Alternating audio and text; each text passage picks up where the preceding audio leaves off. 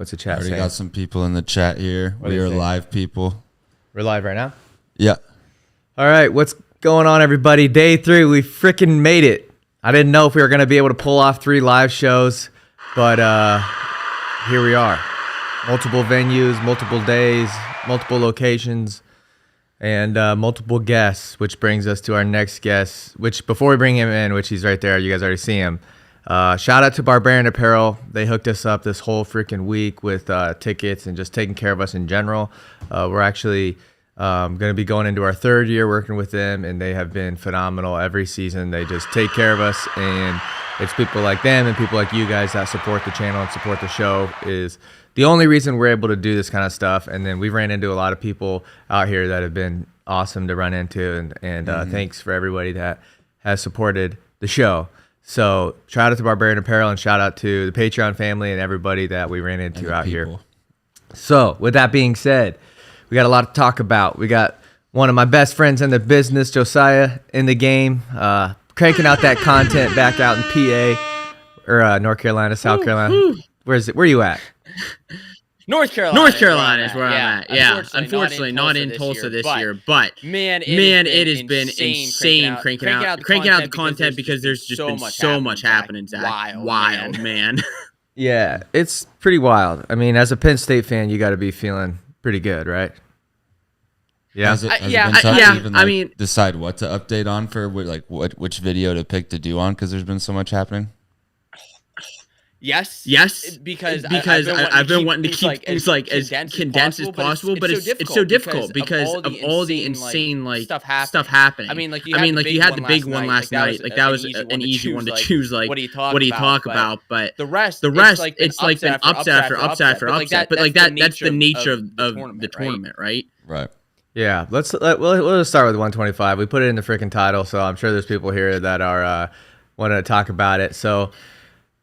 The rest of the tournament, I was kind of getting the vibe of like, should we be here? Is it easier to cover this sport when you're at home because you miss a lot of the stuff that's going on because there's so much going on. Plus, you got the environment around you. You don't get any replay action. You don't get any commentary, anything like that. So you do miss that level that you would get if you're at home.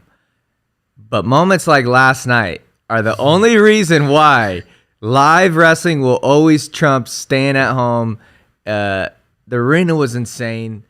It was in shock for most people. I even kind of, fell down to my knees a little bit. Like, what happened? Like, yeah, what happened? Nobody could process it. I was in utter disbelief for at least 30 minutes. I'm still in shock. Like my mind was going 1,000 miles an hour. Like I'm all right, getting ready. It's the semifinals. It's gonna be awesome. We'll start off pretty easy. We'll see Spencer Lee make the finals. Then we'll get into some upsets later on. No.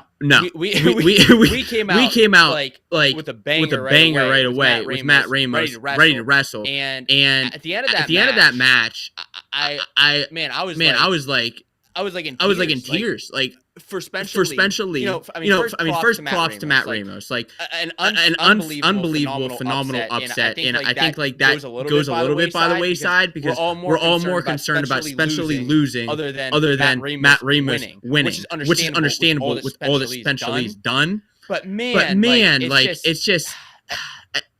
Whether you are an Iowa fan or not, like Spencer Lee is a class act. Seeing him make history would have been amazing. And then he loses. It was crazy, guys. So hold on a second. Can you guys have an echo going on? Yeah, I think we got some echo in the chat too. Tyler, do you want to go to that one window and hit echo cancellation and see if that's all right? Is this too much? Are we echoing at all? Does that sound, chat, any better? Just I might need to talk a little bit for the people. Yeah. I mean, man, hopefully that echo's getting better, guys. Crazy night. I think that should take care of it. And then Tyler, do you want to pin the comments up if you see comments from time to time? Yeah. But yeah, so 25 happens, and then immediately we go into the 133-pound match, and that's kind of been overlooked. It has. It's been overlooked because everybody was just in shock. Like nobody knew how to process that, because it just wasn't something that was expected. But yeah, the Vito Arujau, like, not just beating Fix, because I never thought it was a foregone conclusion that Fix was going to make the finals. I thought Vito would give him a match, but the fact that he majored him was shocking to me too. Yeah. I think you know, I was kind of worried about getting dogged a little bit yesterday because I said that I didn't, or 2 days ago, the first live show, that I didn't think that RBY and Fix was a toss up anymore. And I felt like that was maybe one of the 20 takes I fired off these past 2 days that have actually maybe came true. It doesn't seem like Dayton Fix is the same Dayton Fix as we have seen. Um, I mean, Vito just took it to him. I mean, there's really no other way to go from that, to take away from that, I guess, you know, at 133. No, really. I mean, I'm wondering if Vito's going to be able to pull off that same performance in the finals, because RBY has had some tight matches, but where I think he's shined is really like on top, which is like not usually like, well, mostly with his rides. Like, he's not like turning guys a lot, but he's like able to ride them out and crank up that riding time. I'd be shocked if he can get that against Vito, but I mean, he's able to get it against the best guys in the country. I think this match is really going to come down to their feet, and I think we're going to see some crazy scrambles with them. As a Penn State guy, how worried were you about RBY and McGee last night? I mean, it was close, but that's another thing. Like, there's no chance that's really going to get talked about too much today because of the other two, you know, things that happened right at that same time. So how worried were you? To be honest with you, my emotions were still tied to that last match, so I was less worried about RBY losing. I'm just like, nope, like, RBY can't lose. Like, this isn't gonna happen. He's gonna make the finals. But I'll tell you what, it was close in a great effort by McGee, because like I said, he's been wrestling tight, and when you wrestle tight, like, stuff like that, like sudden victory matches, like, tend to happen. And the other thing though is, like, when you're going for a lot of times when you're going for your second, third, fourth title, you wrestle a little bit more conservatively, because you don't want, like, you get up in a match, or especially in the finals, I think you'll see it a little bit, is like, you get up in a match and you're not looking to score even more points. Although we as fans want to see that, like, these guys are just looking to clinch the title, you know, get a lead, hang on to a little bit without like looking like you're stalling. We've seen it happen time and time again. That's why, like, the semis are more exciting to me than the finals, because, like, you see a little bit more action, guys who want to get into the finals a little bit more. But that's kind of where I think that comes into play. Yeah, I think you see that happen a lot more. Like you said, guys get up a little bit and they just kind of hang on and want to get there. I do want to say though, not again, I'm jumping around here a little bit, but I said this yesterday. Like, you always like are kind of cheering for the upsets when they happen, but then you kind of get robbed of those really big finals. Like, I've been looking forward to Glory and Lee for a while, and then I officially declared myself off that bandwagon because we've tried to see Glory and Lee happen. I mean, they wrestled their, you know, freshman year a long time ago, but both guys are a lot better now. And we've been trying to see that match for a while, and we haven't been able to see it. And then finally, we're about to get it. Two guys that seem to be, you know, ready to go. And, you know, we're not going to get that. And then for me, one of my favorite weight classes for the finals, I did a little ranking thing in our Discord, which shout out to the Discord. You guys can join that. And my favorite match for the finals tonight is at 165. But right below that, my second favorite one for the finals is 141. What do you think about 141? Wow. So that's interesting that that's one of your favorite finals is 141. I think it's going to be a great one. I mean, both those guys undefeated, and they've wrestled before, like a couple years ago at the Scuffle in a good decision match. But I think they've both very much improved since that time, since the last time they wrestled. Um, Both have wrestled incredible seasons. I mean, I'm looking at brackets here, and while both of them had like good semis matches, I think Woods is the guy who's just like on top of things. Like, he has been a dominant force. Like, people forget, like, he's had like close to undefeated seasons coming into nationals, if not undefeated, like, in the past.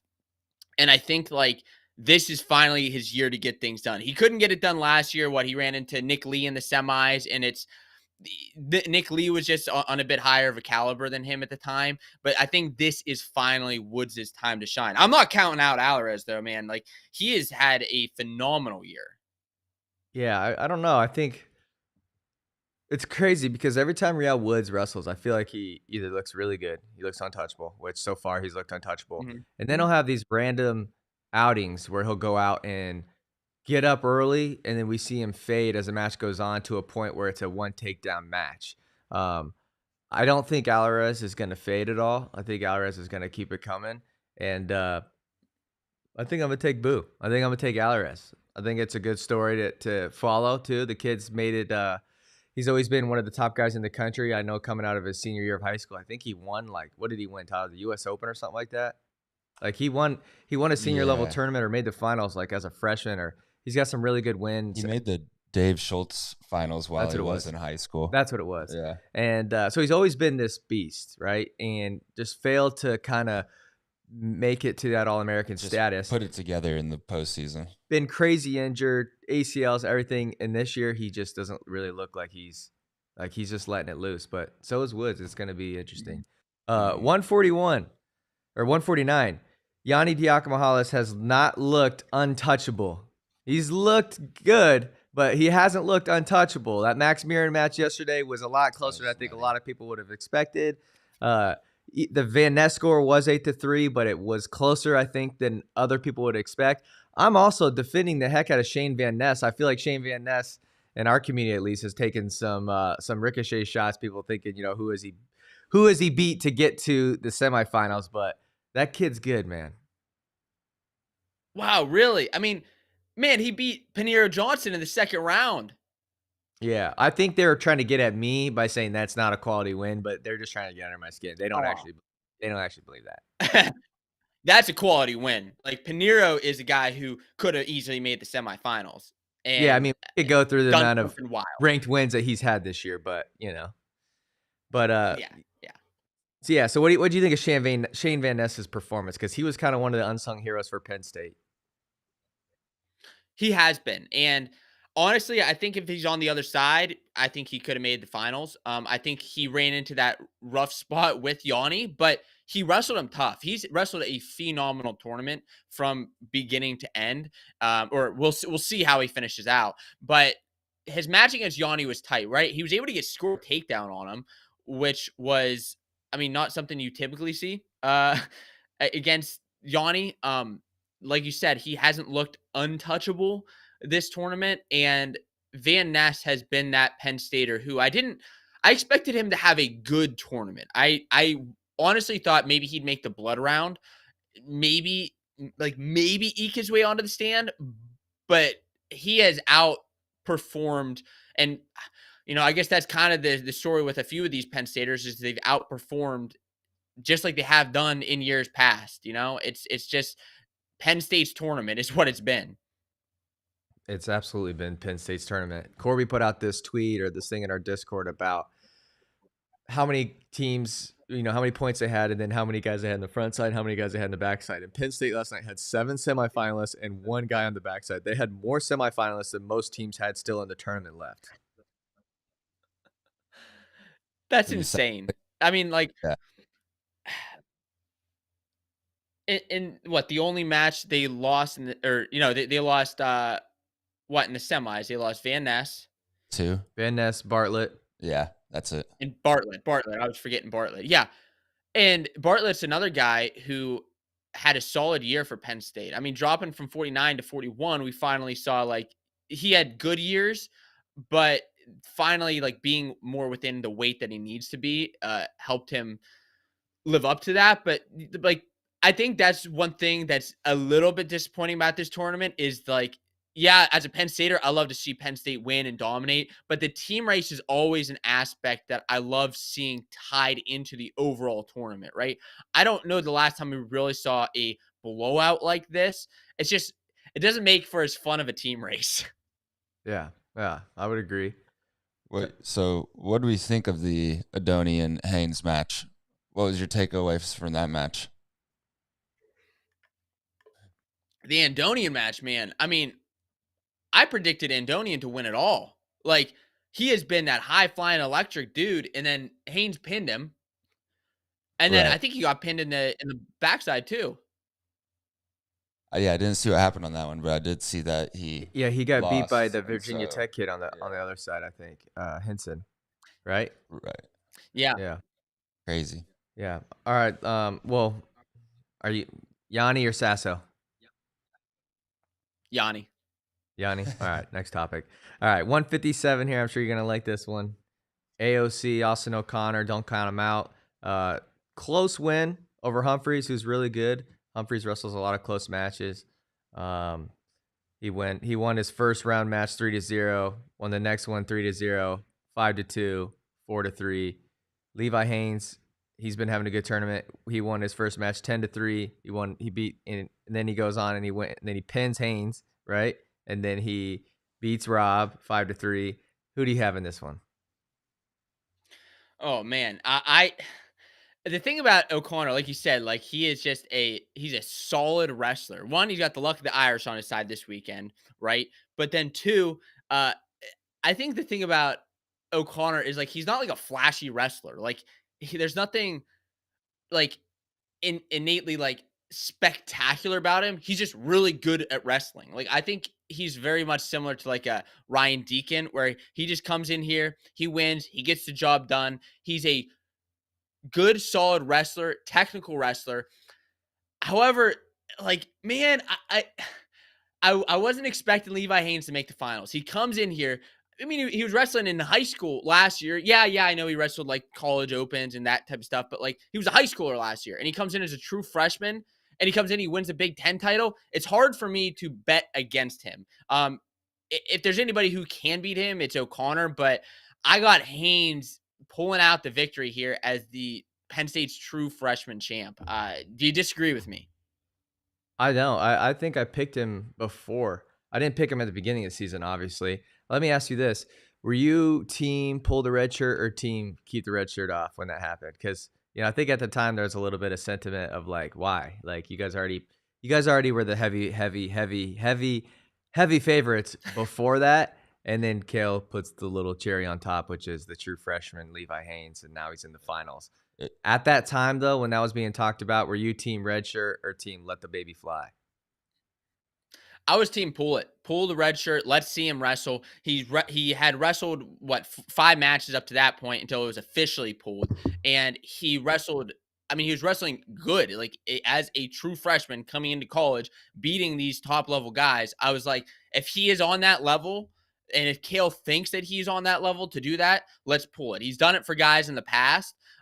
You see guys like Mark Hall getting his red shirt pulled, like that type of stuff in the past, where Kale kind of knows if a guy is ready to wrestle on the big stage. For whatever reason, they all end up turning out to be national finalists. Like it's one thing to come in here and be an All-American, let alone make a national finals as a true freshman. So I was all for it. Yeah, we got Michael Shell in the chat saying team pull the red shirt. So I think Penn State's just always going to do whatever Kale wants to do, right? Like there's probably not much. Has there ever been a time where you've actually disagreed with something that Kale has done? Oh, yeah.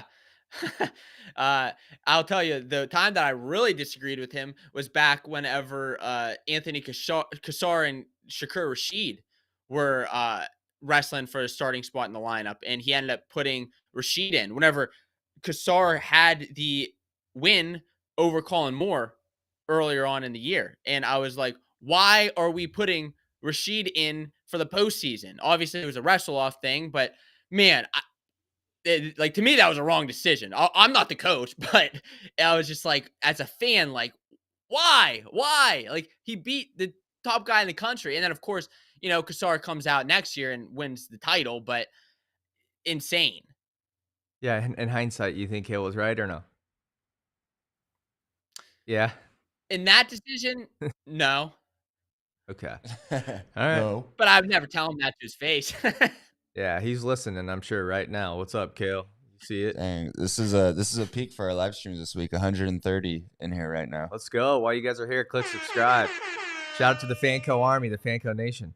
165. Let's go. Yeah. David Carr and Keegan O'Toole. This is my #1 favorite, but I got a little bit of flack for that in the Discord as well.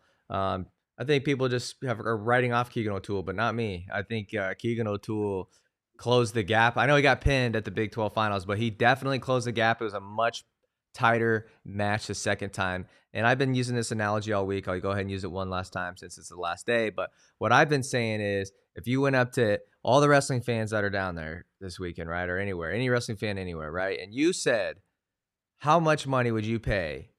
Like, how much would you bet to say that David Carr can beat Keegan O'Toole 3 times in a row? And I guarantee you, maybe I'll be the only one who would take that bet, but nobody else would take that. So I think most people would say it ain't going 3-0 one way or the other. It's going to be, 1-1 and then the rubber match. But it's 2-0 right now. We got one left. David Carr has had freaking murderer's row. I mean, he beat Shane Griffith, tough match, tough ride out. He beats Quincy Monday, tough match, tough ride out. Keegan O'Toole has struggled on bottom against David Carr a little bit, so it's going to be interesting to see what happens. But you got to imagine Keegan O'Toole's got some sort of game plan. If you're Keegan O'Toole, what game plan would you implement tonight? Man, I mean, I wonder, for one, if he's going to end up choosing bottom or if he's going to choose neutral instead, just because of what happened in previous matches. And that's the thing. Like, you mentioned it, like, as the number 1 seed, the fact that David Carr had to go through Murder's Row, like, that had to be one of the toughest number 1 seed to make the finals. Like, usually you have like a little bit of a cruise to the semis. And I think that's what I'm doing, Keegan O'Toole. You got to come out, score that first takedown. I think it's important to get up early on. And also, more importantly, is not let David Carr get in and score late in the period, because that's what happened I think it was the dual meet, or it was Big 12s. Like, he was able to score at the end of the periods, get up on him, and David Carr was ended up able to ride out the period. I mean, you can't let that stuff happen in these type of matches. And you got to be able to stay in it. At least if you get taken down, you got enough time to get out and escape. And so I think for him, scoring early on is going to be key. And being able to scramble through all the crazy situations that David Carr is going to put him through, because they've been in some crazy ones. And I will guarantee that we're going to see another insane one tonight. This is also my number 1 match to watch of the night. Let's go. I like that. Our boy Ryan Warner is going to join the show at some point, so stay with us here. We're going to have finish out this last hour strong. 174. I'm not really excited for this one at all. Honestly, this is probably the one that I'm least excited for. I don't think Carter Strachey is going to have an exciting match. I also don't think Carter Strachey is going to lose the match. I think it's going to be the same thing that we always see. It's going to be probably close, maybe 1 takedown or something like that, maybe 2 takedowns. It ain't going to be that crazy. What do you think? I'm with you. I predicted this as a final, Labriola and Srirachi. And I think the thing that I would have been more excited to see Mekhi Lewis in the finals, only because the history there between those two guys. Like, those are 2 brawlers, man. Like, they are 2 people who go at it, and they would fist fight in the parking lot. Like, that is just how insane and like aggressive they are. But the fact that it's Labriola, Srirachi has history with him. He's beat him multiple times, beat him at Big Tens by decision. I think that Labriola will find a way to keep it close, like you said, but Srirachi's ultimately going to end up on top. It's not a match up that I'm super excited about, but hey, maybe we see Labriola pull something crazy. I'm not seeing it happen, though. Another one is Brooks and Keckeisen. I really want Keckeisen to win. I like you and I like Keckeisen. I like Coach Schwab. I also like Aaron Brooks. I think he's a great sport. Who was the one he lost this year, right? Who's that? Brooks, yeah. Yeah, who was the guy? Oh. Who? I can't remember. I really don't remember. My hard drive is wiped. Actually. No, shout out to my boy I can't Marcus. Remember. Shout out to Marcus He was Coleman. from some like weird school out your way. I think the same school Kale went to, maybe in Gable. I can't remember. But anyways, shout out to Marcus Coleman. He's freaking winning on the backside. He's got a tough one today with Trent Hidley here in a couple hours or an hour or so. I don't know what it is at this point. But anyways, wanted to shout out Marcus Coleman. But Parker Keckeisen, Aaron Brooks, is this copy and paste from the Srirachi analysis? It's probably going to just go the way it always goes. We've seen this 100 times, this match. Yeah, it's it is copy paste. I think the difference here is, like, I was expecting, and this is kind of what gives me the expectations for the finals, is the semifinal match that Brooks had against Hidley. Hidley, he's been training all year for that match to beat Brooks. He's been wrestling with his brother in the room. He's been training with him. He's been finding a way to overcome him. And he wasn't able to last night. And Brooks kind of took it to him. I think Brooks showed his jump in level, really, from this season especially. He's in with the likes of Bo Nickel, David Taylor, Ed Ruth, Jason Nolf. Brooks is up there with those guys and being able to score, be aggressive, and I think we're going to see him win that title again tonight in a similar match, like you said. I think it'll be higher scoring than the Strachey match, but nonetheless, another finalist there. What's going on, Ryan Warner? Straight from the hotel room on the other side of the city. He is back. 2 days in a row. Yeah, I didn't want to pull any favorites. Hey, man, can you come on the show again? But you were like, hey, dude, I want to get some freaking hot takes off. So welcome to the show. You're joining us, me and Josiah from Fanco. So if you guys didn't watch the show yesterday, go check it out. But Ryan Warner's from Wrestling Changed My Life, one of the best podcasts in the freaking game. Yeah, we already covered the Spencer Lee thing, but I'm sure there's 156 people watching right now. I'm sure they're gonna want to hear your side of the story. Yeah. What was I know we've covered it. Yeah, there's 3 things that happened last night. A couple things. The 3-match sequence with Lee and Ramos, Fix Vito, and then RBY McGee were 3 of the most exciting matches I've ever watched in my life. I don't know if I'll ever see 3 matches in a row like that. And McGee's not getting enough credit. Vito's not getting enough credit. These matches were insane. And I rewatched the lead this morning. I can't believe he gets a takedown with 40 seconds left, goes up 3, that he doesn't ice the match. I can't get over this whole thing. And what a crazy night of wrestling. I have 2 other hot takes. For all the Iowa fans who are saying we're cheering that he lost, we're not cheering that he lost. You guys are numbskulls, all right? You're short in the brain. We're cheering because of the moment. 2, Spencer Lee not wrestling back for third doesn't shock me, doesn't disappoint anyone. Like, he should be focused on the Olympics at this point. So I don't fault him one bit for the faulting out. People are in an uproar over both of these, and I'm a little surprised by it. Yeah, I didn't get those takes either. It's not like we're not partying because of it'd be like if okay, Purdue was ranked number 1 in basketball last night, right? And they ended up going and losing to the 16th seed. Do you think the arena was sitting there like, oh, I'm just going to be sad for Purdue and not happy for the other team?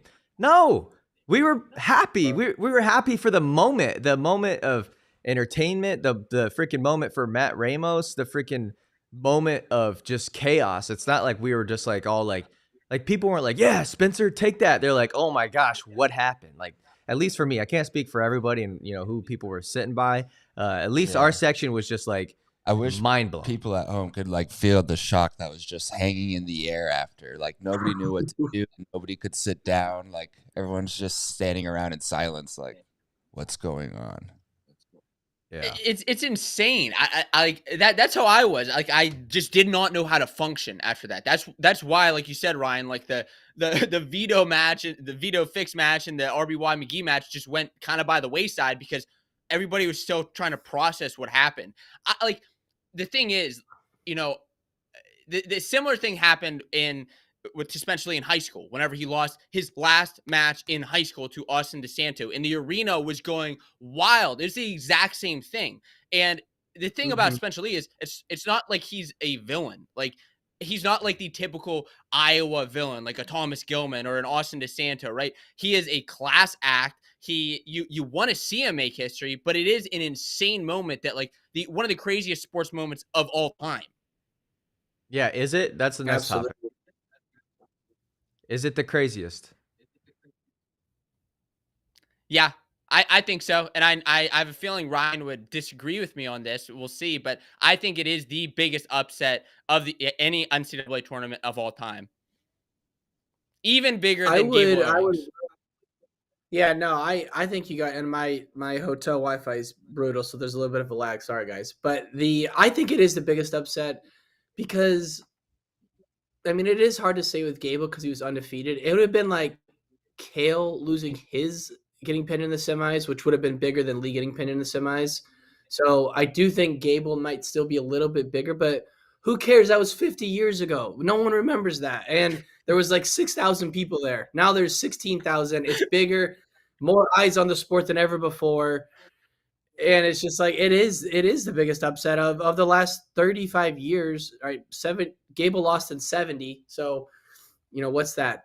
I don't know, like 50 years, 40, I don't know. I'm not good at math. But bottom line, it's the biggest in a long, long, long, long time. And it's not even like it happened in the finals, it's like it happened in the semis. But I will say, watching Lee at Big Tens, I don't know if I was the only one who thought it. He did not look 100%. Even in the quarters where he majored Lehigh, he did not look 100%. It was kind of a little bit of a give and take. In that, I've rewatched the match on YouTube a couple of times in full length.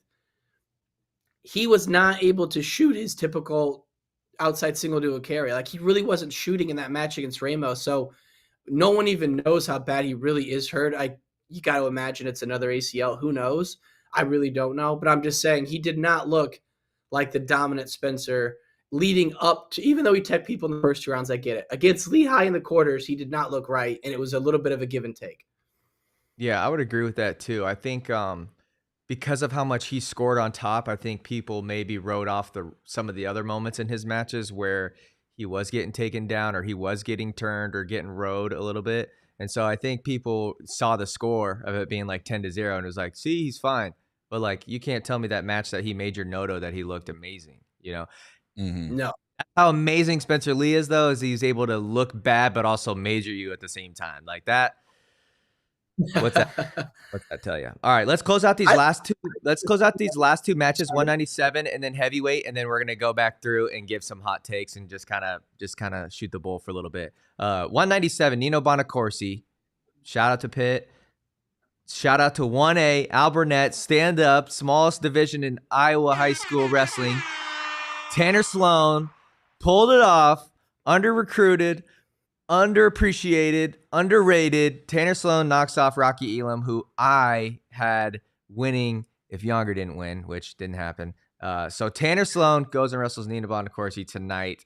I said Nino last night, but how dominant Tanner Sloan was, and people forget that Tanner Sloan has a freaking UWW resume as well. Like, that dude is worldly. He's not just 1A in Iowa. That dude is worldly. So I think I got to go with my Iowa guy. I'm going with Tanner Sloan. Shout out to South Dakota State. Yeah, man, it was the thing about Sloan is like he is and he isn't an underdog, right? Like, he is a fantastic wrestler. He's had a fantastic season, but he is, like you said, underappreciated. He doesn't get all the media and press coverage that, like, this 197 pounds weight class is wild. It's been bizarre this whole year with Younger, with Dean, with Warner. I mean, with Nino, right? Like, it's been crazy where he's kind of gone under the radar for a lot of people. But he shouldn't because of how skilled he is. I'm going Nino because, I mean, he's been here before. I think this is his year to get it done. His mind focused on this for a while. Like, his mindset, I think, is a big thing from it's changed over the past year. Not like that he had a bad one before or anything like that, but it's just like you have seen things shift in his mind. Like, and some of the interviews, I know, like, that's one of the things that it kind of sucks. You don't get those in the arena, and I wish they would put those on because they're so good. But, like, you can just hear the way that these guys are talking. Hear some of the things they're saying, the little sound bites and everything. Nino Bonacorsi is dialed in. It'll be a good match, but I got Bonacorsi to win. Ryan? I wouldn't be surprised if Bonacorsi wins. I love what Damian Hahn's doing at South Dakota State. Bono really started it, and now Hahn's taking it to the next level. So I'm all in. But at the same time, Pitt used to be kind of that mid-major level. So I was going to say I'm going to go South Dakota State just because I want to give love to Damian Hahn, and his wrestler is incredible. I probably think Bonacorsi is going to win, but I'm going to go South Dakota State just because of the smaller program and how much I love Damian Hahn. So, but again, like I was saying, though, Pitt, they're not a Power 5. I mean, they are in the ACC, I guess, but dude, they're doing an incredible thing. I mean, there's so many good programs on the come up right now, and this South Dakota State example is a perfect example. Awesome. Oh yeah, All right. You love seeing programs like that, like the All-American from Clarion, like stuff like that is some of the lesser like talked about things of the tournament, but still things that are so important. Yeah, that's one thing I haven't done is gone through and seen some of those schools who haven't freaking All-American in so long. I know Air Force, one of them off the top of my head. I know Purdue, one of them off the top of my head. And I'm trying to think of more, but I mean, Colorado. When was Northern KG? Colorado is another one. So if you guys in the chat know, comment them and we'll post them. But let's move into 285 here, which I don't expect to be the finale. I don't think that they're going to end with 285. I think they should end at 165, but we'll see. Mason Paris and Greg Kirkvliet. I did like the USA chance. I did like the USA chance in the arena last night for Wyatt Hendrickson, but good effort by him. It was close. Thought he was going to pull it off when that first period happened, but regardless, Kirkvliet got the job done. It's a Mason Paris show. And Fanco, being a Penn State guy, there's no way you can't say that it's not the Mason Paris show tonight, right? No, I am in full and utter agreement because Mason Paris, that utter stomping he had against Cassiope was like, wow, what a way to close off the night. I mean, with that tech fall, like in what was it, the first or second? Or no, it was the beginning of the third period. But 16-1 against a top 3 guy in the country. I mean, give me a break, man. This guy's on a mission, and Kirkvliet's got the skills to beat him, but their history shows that Paris has been the better wrestler, and this year he's dominant. He takes the title. Boys, you forgot who's in the corner of Greg Kirkvliet. The NCAA Whisperer. I know. All right? The NCAA Whisperer. Casey Cunningham's in a closet right now watching film. You got all hands on deck for this match. I love the Michigan staff. They're like family to me, but I will go with Greg in this one. I don't know how this Penn State coaching staff is as good as they are, but man, they are just incredible, and I think Greg's going to get it done. Wow. You're right. Kind of forget about that. But with Spencer Lee losing, that begs the question. Does Mason Paris now win the Hodge? Does David Carr now win the Hodge? Does Yanni now win the Hodge? Does RBY now win the Hodge? What's going on now with the Hodge? If I'm voting David Carr based off resume alone. However, I found out last night that in the little, what's it called? The criteria to win the Hodge Trophy, they do take into past accomplishments, which if that's the case, how do you not give it to Yanni? If Yanni wins tonight, if he loses, I think it goes to David Carr, Mason Paris, whoever else. But let's all three vote. I'm voting David Carr. My vote. What do you guys got? Yeah, I mean, the thing is, I think for this tournament alone, you can give the outstanding wrestler to David Carr, and he's had an incredible year. I mean, going through the bracket, right? He's beat former national champion Shane Griffith, former national finalist in Quincy Monday, and if he wins tonight against Keegan O'Toole, that is a former national finalist or national champion again. Like, that alone gives the outstanding wrestler. But because we're taking into consideration the past resume, which, let's get this straight, David Carr has an insane past resume, right? But because of that, I got to give the edge to RBY or Yanni. I would edge RBY because of this undefeated season, but I think ultimately it's going to be decided on Yanni because he's going for his 4th title. It's got to be Yanni. Yeah, I don't see how you have a 4-timer, and we watched how difficult that was with what happened last night. You know, Yanni isn't a guy to rack up. I mean, I'm sure he's got a lot of bonus point wins this year. That semifinal match, I know you guys already talked about, was a little strange to me, why he wasn't attacking earlier on. But I still think if Yanni wins his 4th, give it to him. I was just looking up if Logan Stever won the Hodge when he won his 4th, and he did. So there's some precedent for that. Yeah, I mean, but if it's domination, Mason Paris, I mean, good God. It's just like, how do you tech fall in cast? So, but I'm going to go cut and dry. Yanni wins, it's him. If by some situation Yanni doesn't win, I guess Carr. Why is everyone saying RBY just because he's undefeated and been killing guys? Is that his bonus rates are really high for RBY? Yeah, bonus rates are high. Undefeated since 2020. I think for the last time he lost. 3-time national champion. So I think kind of all that goes into it. Yeah. Because I right was now, just asking, like, is the highest win streak in the country. True. And I guess Brooks has a loss this year because, like, when I look at Penn State's lineup, it's like you got several guys who could win it easy. I mean, Carter, he doesn't bonus, so I guess he's not really that high up on it. But man, those Penn State guys are just so hard to differentiate. They're so dominant. But yeah, I mean, RBY. Now here's the thing: if RBY beat Fix in the finals, I don't know if it would have changed people's votes. But Vito, let's be real, Vito beat Fix 2 years ago at the Olympic trials. Vito is an assassin. He's very, very dangerous. So if RBY beats Vito, I'm still going Yanni, but you can't be mad either way.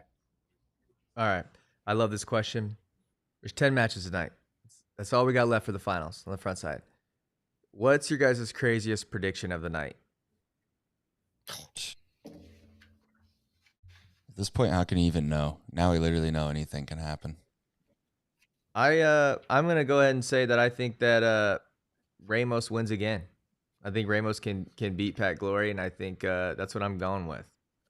Ryan, you want to go? Looks like Josiah's going through the binder to try to find something cool.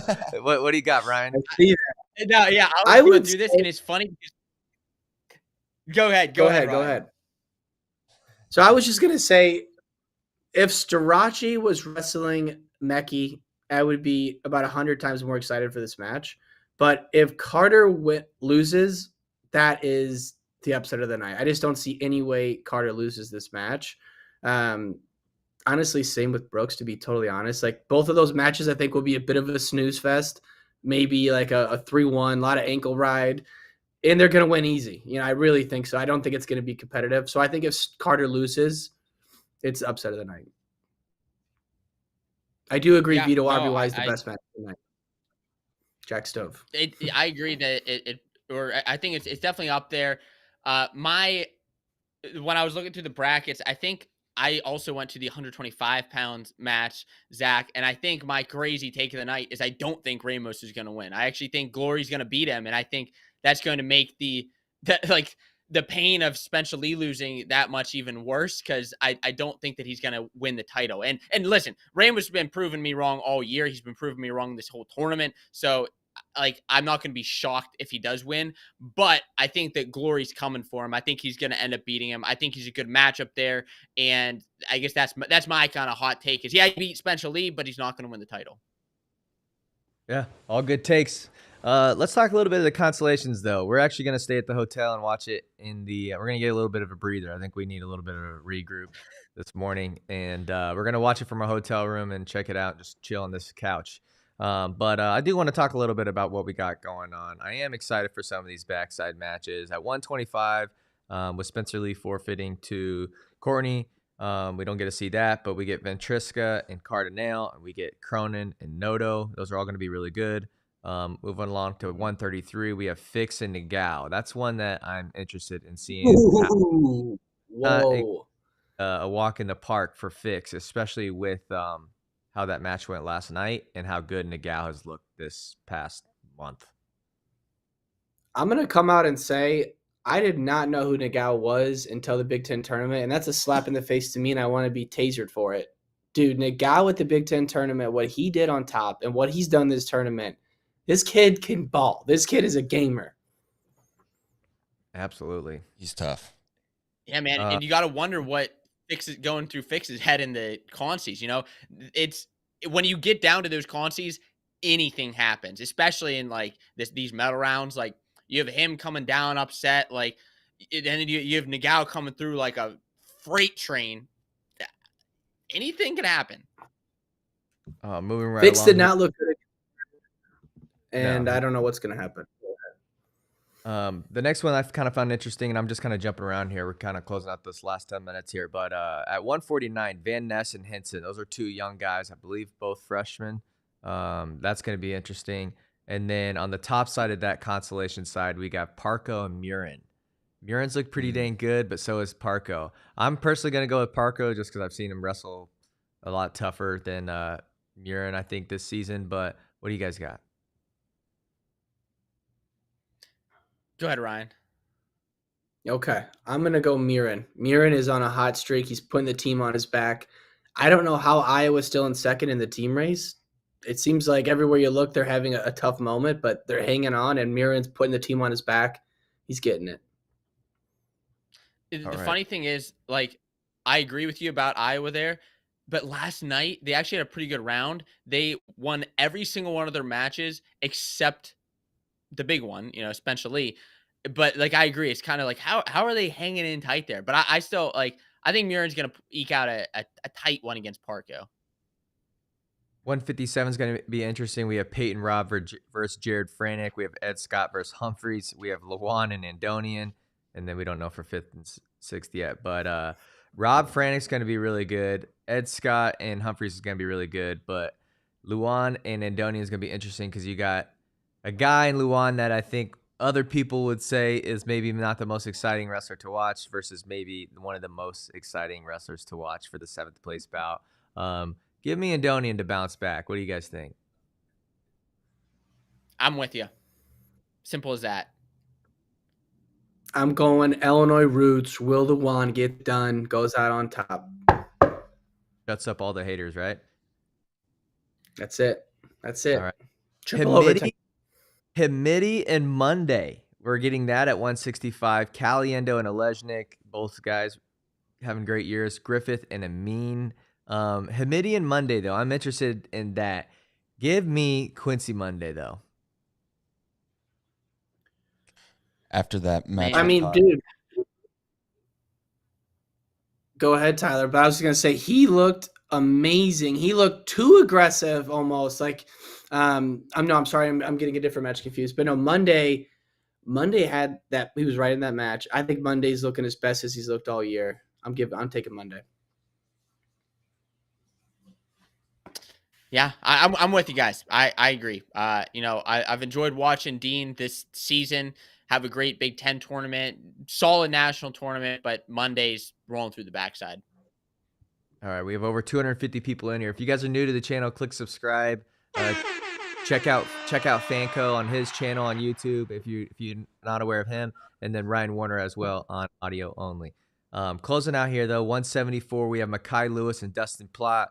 We have Ethan Smith and Peyton Mako, and we have Nelson Brands and Foca. So Brands, I feel like, should get a little pat on the back for. I feel like that win kind of brought the Iowa fans' heartbeat back a little bit after what happened. If you look at what happened last night, I believe they were 6-1. Before the end of the consolations, they were 6-1 at one point, with the only loss being Spencer Lee.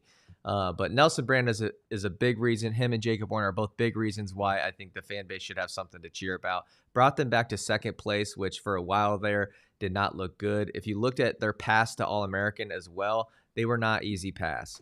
So there's not easy pass, but out of the toughest pass, they were some of the tougher routes to All-American. So shout out to Nelson Brands for that. He is facing a tough guy, though, and Foca from Cornell. Give me Foca on that one. Give me Foca too, but shout out to Brands for, finally making the stand. Got to have that Brands family name like on the NCAA podium. I'm happy he made it, but yeah, Foca through the backside. On that match, I think Lewis is going to end up taking 3rd. Nelson Brands walks out to this match face painted blood red in honor of Spencer Lee. All the Hawkeye flags are flying at half-mast. No way he loses this match. Yeah, they might be flying the flag halfway in Iowa City. I'm not gonna lie, that's a good point. That's they are. This is a tragedy. This is a tragedy. I'll tell you what. There was a lot of tweets about ESPN showing that clip of Spencer Lee's mom after that match with the glasses and everything. Okay. I need to step in on this. Wrestling fans, get off your high horse. You want more media attention? There's more media. Get off your goddamn high horse. It's ridiculous. I see so many social justice warriors retweeting that. They shouldn't be showing that, but they're retweeting the video saying that. Yeah, listen, I'm not going to look at this. Meanwhile, retweet this. The thing for me, and this is what I said, it's an absolute brutal moment. And I'm not the morality police, so I'm not going to say, anything on that part. But the way that I look at it is we don't get a lot of national coverage. So when we do, they're going to show those kind of moments, right? You kind of just said that. But how many times in the National Football Championship did they show freaking the TCU quarterback's family while his son's getting his dream taken away? And you don't see any football fans really say anything about that. Just kind of growing pains. But when you have such a small niche sport like wrestling and everybody knows everybody, it just feels a little bit more personal. Although half those people probably don't know who Spencer Lee's mom is. Not that that matters. But regardless, those bigger sports, you see that all the time. You see that all the time, them showing family. And that's just a part of being on a big stage, right? I said this to my brother last night. How many are Spencer Lee ripped off of his opponents that have never showed the kids he's been pinning's moms crying? Like, Spencer Lee's done this to millions of kids over his day. He sent plenty of moms into the bathrooms crying while his family's celebrating. One time it happens against them and we're all freaking out about it. I think we're being too soft. Yeah. It sucks. Like I mostly just feel for the family. Like, it sucks that after this loss, like that's what they're gonna have to deal with the mom being on Twitter and on like basically nationally. Like, that's what everybody's talking about, like on Barstool and all these other programs. It just sucks is the thing, you know, for like the Lee family specifically. It sucks, but I will tell you, I've never seen a pair of glasses so clinically destroyed before. If you need to get rid of your glasses, we know where to take them. Yeah. Glasses are not safe. We have the glasses. Do you want to bring those out? Yeah. No, I'm just kidding. Imagine putting that on eBay, huh? You know, pay for this trip. Might have some shrapnel still around where she was standing. We could find it. Yeah. You put a spoof pair of glasses today? That'd be great. Yeah. Again, I don't know if I would have, been the guy to be like, yeah, we're gonna need a camera on the Lee family after this happens. I don't know if I would have been that guy, but I didn't see it to be that big of a deal as other people. Is it absolutely brutal? Yeah, but so is tweeting about it and talking about it and memeing. There's memes and stuff too. So that's how big it is. I mean, that's the thing is, like, the camera crew is expecting Spencer to win too, so they have the camera on the mom, like on his family, not necessarily on Ramos's family. I think it just goes to show you that, like, it was a foregone conclusion that Spencer Lee was going to win, and that's why they had everything set up the way they did. Did you guys do a WrestleStat pool? No. Wow. Yours isn't doing so hot. Yeah. Well, I don't know if you saw the news, but I've stepped away, so I'm not with that program anymore. I'm a free agent, so best of luck to my team. The rest of these sessions, they can, they got what they earned, I guess. But actually, I can't say that; those are actual people, not just fantasy points. Anyways, I mean, it's been a crazy week, though, hasn't it? It has been. It has been one of the most insane national tournaments. I mean, I feel like I say that every year, but the fact that I was expecting this one to be fun, but like last year's was so high energy and electric, and the storylines of like those seniors like wrestling their last matches, that I came into this like expecting a lot of the same guys to win, and maybe we'll get that tonight, but like the upsets and a lot of like the freshmen, true freshmen, redshirt freshmen that have come in, like it is their time to shine now, has been so exciting to me, and what has helped make this national tournament what it is. Awesome. All right, guys. Go ahead, Ryan. Go ahead. I was going to say, MVP of the tournament, Shane Van Ness. I cannot believe how well he's wrestling. The guy's made a fan out of me, and easily one of the most, I wouldn't say most shocking, but just most like turnarounds. I mean, I can't believe how great he's been wrestling. Yeah. And I hate to be the guy to bring it up right away, but it's almost portal season. So, if you're wrestling somewhere and you don't like what's going on, there's a portal, and there's plenty of teams wanting to see where you're going to go. And it's probably my favorite part of wrestling is seeing these guys hit the portal, seeing coaches go to new places. And I like the drama and the tea that comes with that. So I'm looking forward to the off season. I'm looking forward to freestyle, but let's close this out the right way. Where can the people find you? Josiah, we'll start with you and a closing statement, and then Ryan will go to you, and then we'll end the show. Let's do this. Yeah, follow me on Fanco Wrestling. You can stop stalling after this show and hit the subscribe button over there because we are gaining an audience like crazy. It's fantastic over on Fanco Wrestling. Been daily coverage there. Tonight, I will actually be doing my own live stream commentary of the finals that you can come join in, just chat. We're just going to come hang out, have a good time. And I'm excited to see how these finals shake out. You know, I'm telling you, last night may have been the craziest upset of the tournament, but we will see another one tonight. Ryan? Wrestling Changed My Life podcast, anywhere you listen to podcasts. If you don't listen to podcasts, go to the website, wrestlingchangedmylife.com. Josiah, you nailed it. It's been an incredible tournament. You know, going into it, I thought maybe it could be the best tournament ever with all the storylines, with all the COVID leftover guys. And sure enough, man, it's been absolutely insane. The team race is going to be really exciting to see if who's going to get third and fourth. I really hope Cornell can stay on there. And I just leave with just an absolute amazement at how good Penn State is. They've had 5 in the finals since like 2017. It doesn't make sense to me. I really can't understand it. So thanks for having me on, Stalemates.